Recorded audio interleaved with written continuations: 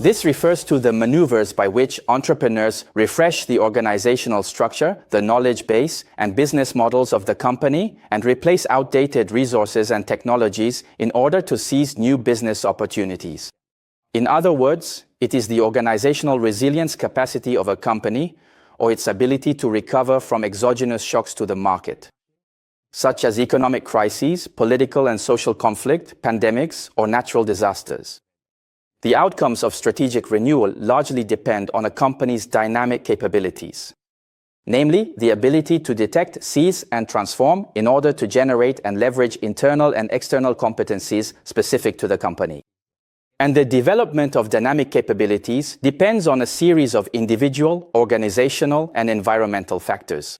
In a recent study conducted among Quebec SMEs, we showed that it is the combination of the entrepreneur's managerial cognition and the organizational and environmental context that explains the outcomes of strategic renewal. More specifically, complex organizational processes, global connectivity, and partnerships with the government emerge as key conditions for the strategic renewal of SMEs during times of crisis.